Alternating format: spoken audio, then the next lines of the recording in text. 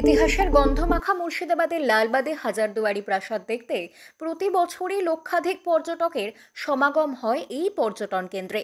ব্যতিক্রম হলো না চলতি বছরের শেষেও। হাজারদুয়ারি মতিঝিলের পাশাপাশি মুর্শিদাবাদের ঐতিহ্যবাহী কাশিম বাজার ছোট রাজবাড়িতে জমে উঠেছে পর্যটকদের ভিড়। শীতের মরশুমে দেশ বিদেশের পর্যটক এখন ভিড় জমাচ্ছেন শহর বহরমপুরের কাশিম বাজার ছোট রাজবাড়িতে।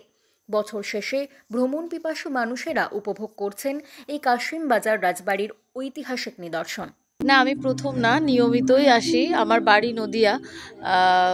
একজন জেলা শিল্পী হিসাবে এই বাড়ির সঙ্গে আমার পরিচয়, এবং পর্যটক হিসাবেও বলতে পারেন যে অন্যান্য জায়গার থেকে মুর্শিদাবাদের এই কাশিমবাজার রাজবাড়ি এই মুহূর্তে ভীষণ আকৃষ্ট একটা জায়গা হয়ে উঠেছে। তাই ভালো লাগার জায়গা থেকেই আসা।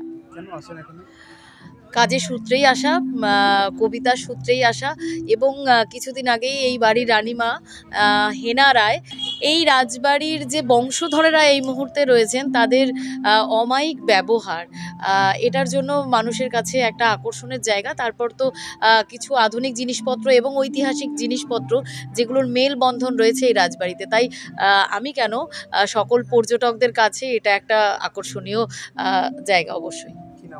মধুমিতা গঙ্গোপাধ্যায়, পলাশী থেকে। ভালো তো খুবই লেগেছে। আমরাও ভিডিও দেখে আমি আর আমার বান্ধবী এসেছি, আজকেই প্রথম এসেছি। ভালো লেগেছে। কৃষ্ণনগর থেকে। কেমন লাগলো? ভালোই লেগেছে। কি দেখলেন? ভেতরে অনেক পুরোনো দিনের পালকি ছিল। তারপরে অনেক মন্দির, শিব মন্দির, আগেকার যুগে সেই কি ঘর বলে ওটাকে বান্ধবী, নাচের একটা ঘর ছিল। অনেক কিছুই দেখেছি, অভিজ্ঞতা সঞ্চয় করলেন? অনেকটাই। কি বলবেন, আরো কি আবার কি আসার মানে হ্যাঁ, আসার তো ইচ্ছা আছেই। বাড়িতে কি বলবেন বন্ধু-বান্ধবদের? খুবই ভালো, তাদেরকেও বলবো আসার জন্য। কোথা থেকে এসেছেন? কৃষ্ণনগর থেকে। কি নাম? মহুয়া মুখার্জি।